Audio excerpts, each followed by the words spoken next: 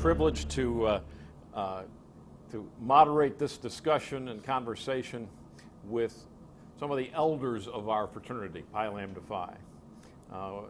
The men you see up here really represent the core leadership of our fraternity over the last half century. And I'm not trying to rub it in, George. Thank you. But it is such a privilege for us to be here and to get to know these men even better. And we're recording this so that future generations of our brothers can also get to know these elders and these icons of Pi Lambda Phi. To Andy Golbert. Andy, tell us about your life and your career and what led you to Pi Lambda Phi. Well, I went to Lafayette College in class of 65, and we had 19 fraternities on campus. That was an all-male campus at the time. 1,500 students, 19 fraternities, and about an 89% rate of fraternity joining, which, looking back at the time, was not an amazing factor, but now it's unbelievable. And the school's become co-ed. There's now 6 fraternities on campus, so be it. Even though I was I rushed in the 60s, and I had not, discrimination was never a topic in either my home life, my family, or my life until going to college, the truth is. I didn't know about the clauses, certain people not being able to go and join certain fraternities or clubs or what have you. And I got introduced to that at Lafayette College. Of the 19 fraternities, I would say probably 15 of them had some kind of a clause or other, either specific or what was called gentlemen's agreements at the time, specifically against Jewish students, African American students, Hispanic students, foreign students. Again, I never realized that until I went to college. Well, we had a rush. We had to rush a number of fraternities, not just a particular one you might have been interested in, and we had to get a sign off, and it was done well to expose you to as many fraternities as possible. I remember going into Sigma Nu, and I actually knew a couple of Sigma Nus. I was in an upper class dorm as a freshman, and one of the guys that I was friendly with came over and he said, "Andy, you know, you really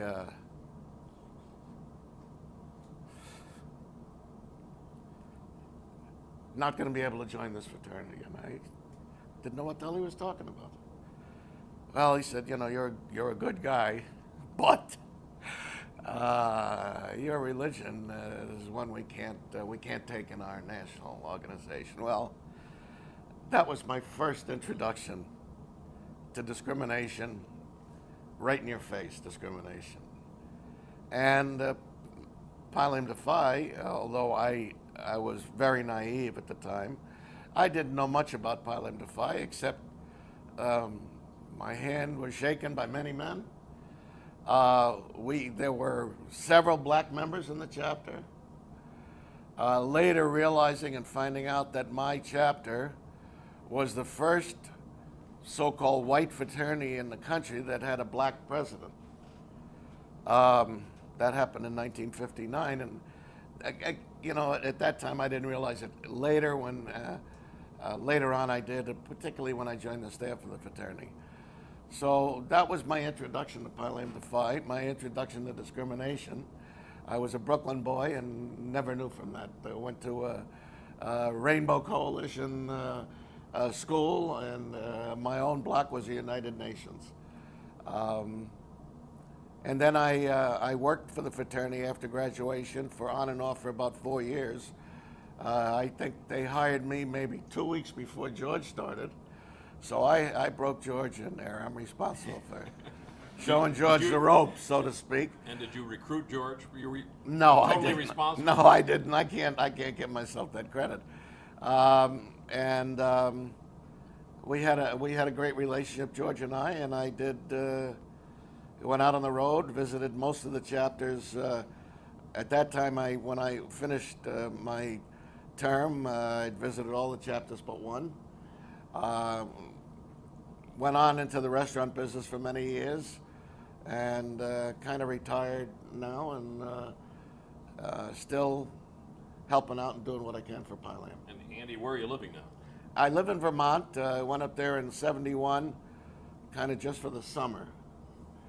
And it became just for the winter, and then I'll stay for the spring. And I've been there since '71, and I'm happy with my decision. I'm married. I have a wonderful wife who's very considerate of my fraternity involvement, and I enjoy it there, and I'm going to live there until I croak.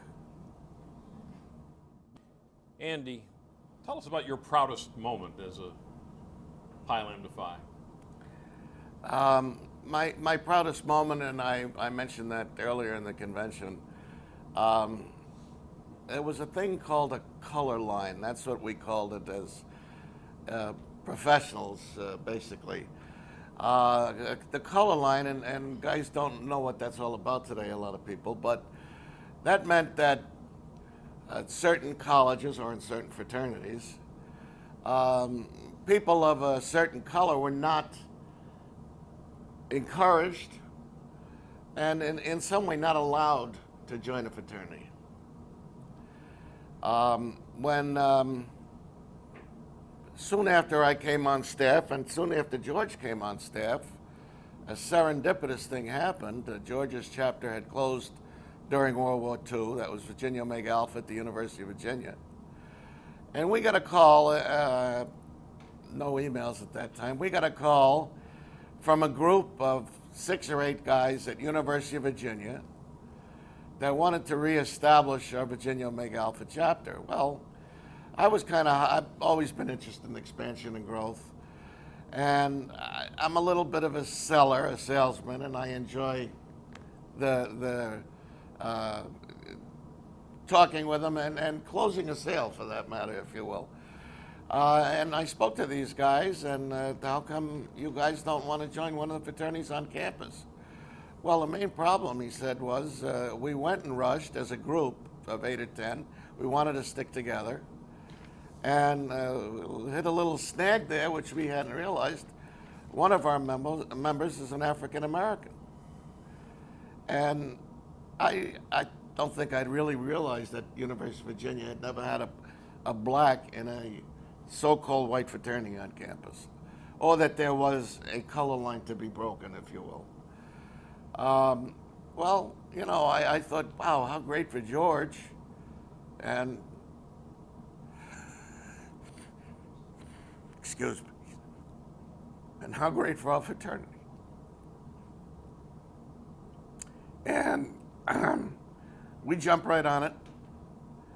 We visited.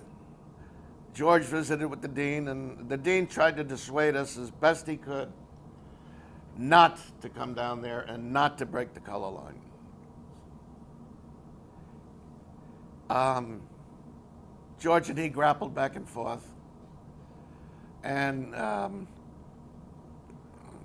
George wouldn't listen to any of the dean's pleadings. And the beautiful story is that we opened up the University of Virginia. Now, we've done that at other schools, but I participated in that. George participated in that. I'll never get that opportunity again, probably, and that will stick with me for the rest of my life. Andy, you've talked about your journey and what brought you to this fraternity. I wonder if you'd just elaborate a little bit for us about what does the creed of Pi Lambda Phi mean to you? Quite frankly, when I was an undergraduate, and in my particular chapter, we didn't memorize the creed. Yes, we had the, at that time, pledge book, and it was in there, and we read it and appreciated it, but we didn't spend a lot of time reciting it or memorizing it, unfortunately. And I really came to appreciate the creed when I started working for the fraternity, and when we started to highlight it and feature it the way it deserved to be. Um, it's a big part of our fraternity. It always has been, but it's the holy grail, if you will, of Pi Lambda Phi, and we all are very proud of it. We should be, and we all are. And we recite it at convention, and we'll recite it tonight at our banquet. It's very meaningful. It's the backbone of why Pi Lambda Phi was founded, and why after 115 years, plus or minus, we're still around. We've never been a huge fraternity. We've never been a wealthy fraternity. But our wealth and our richness is in our creed. And when I speak with a group of college students that are interested in becoming a part of Pi Lambda Phi, I always I send them a copy of the creed, and I said, let me know what you think after you read this. They're very impressed. I said, this is our wealth. Again, we are not big in number. We are big in heart. We're big in ideals. We value the creed, and it's something you can be proud of and carry with you for the rest of your life. Was the creed there from the inception? Has the creed been in place for 115 years? I can't tell you, and nobody can tell you. I've done a lot of research as far as the history of the fraternity. I can't tell you who wrote it. I can't tell you when they wrote it, but it goes back as almost to the very beginning of the fraternity. And if it wasn't there yes. at the start, certainly Right. the values were there. The values were undoubted. That I can tell you for sure. The values, the reasons for our founding are evident through history and envelop everything that our creed spells out and that our creed, that we believe in and our creed believes in. I wonder if each of you would just take a few moments, looking ahead. What advice and guidance do you wish to extend to the current brotherhood and to future members of this fraternity to ensure that it continues and it continues to be vibrant and be true to its original values? First, in deference to the other rocks of our fraternity, yes, the three of us have done a lot of work for our fraternity. And there are many also other brothers, both living and deceased, who have done as much as the three of us, and some even more than the three of us put together. And that's obviously one of the reasons why we are still around, because we've had that dedication. So everybody likes a little kudu now and then, but we want to remember our other brothers too. That's number one. As far as the future, we're always going to remain true to our core values. And I'm a traditionalist. I want us to remain true to our traditions.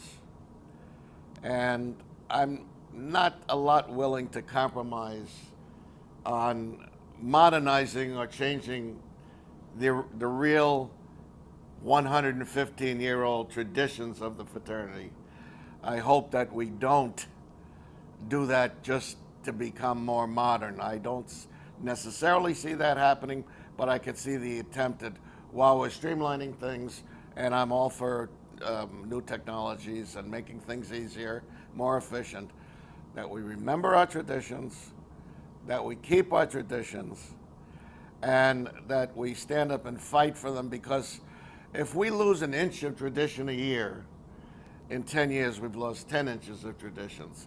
And I can't compromise that, because our traditions have what made us both strong and made us still be successful, and still our values still appreciated by new men coming and taking over from, us and other rocks of the fraternity.